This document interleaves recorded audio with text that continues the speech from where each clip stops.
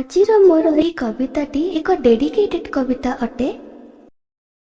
ତ ଏକ ଅସାଧାରଣ ବ୍ୟକ୍ତି ନିମନ୍ତେ ଆଜିର ଏହି କବିତା।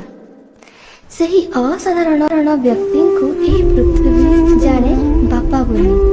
ତେଣୁ ଆଜିର ମୋର ଏହି ଅସାଧାରଣ ବ୍ୟକ୍ତି ଅର୍ଥାତ୍ ମୋର ବାପାଙ୍କ ଜନ୍ମଦିନ ଉପଲକ୍ଷେ ଆଜିର ମୋର ଏହି କବିତା ବାପାଙ୍କ ସ୍ଥାନ।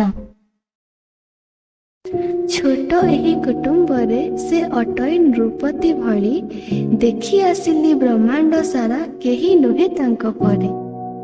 ସାମାନ୍ୟ ନୁହେଁ ବାପା ଶବ୍ଦଟି, ଅଟଇ ବଡ଼ ପବିତ୍ର।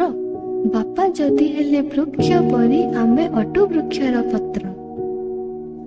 ମା ଯଦି ମୋର ପ୍ରଥମ ଗୁରୁ, ବାପା ଅଟଇ ବିଦ୍ୟାଳୟ।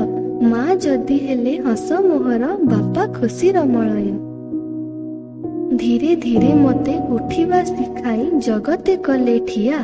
ପାଦେ ପାଦେ କରି ଚାଲିବା ଶିଖାଇ ଲକ୍ଷ୍ୟ ପତେ ଚାଲିବାରେ ହେଲେ ସାହା।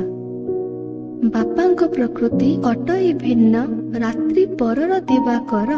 ଭିତରୁ କୋମଳ ମନ ଯେ ତାଙ୍କର, ବାହାରୁ ଟାଣ ପଥର। ବୁଝି ନ ପାରଇ ତାଙ୍କରି ଭାବ, ଆଜିକାଲିର ସନ୍ତାନ।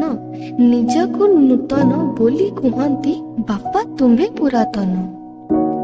ବୁଝିଯାଅ ହେ ସୁଧୁରି ଯାଅ, ବାପାଙ୍କୁ କର ସମ୍ମାନ।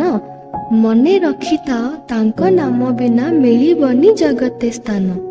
ବାପାଙ୍କ ନିମନ୍ତେ କବିତାଟି ମୋର, ନାମ ଯେ ଦେବୀ ସନ୍ତୋଷ। ତୁମ୍ଭ ଅନ୍ନପୂର୍ଣ୍ଣା ହାତକୁ ଯୋଡ଼ି, କରେ ପ୍ରଣାମ ଅଶେଷ, କରେ ପ୍ରଣାମ ଅଶେଷ।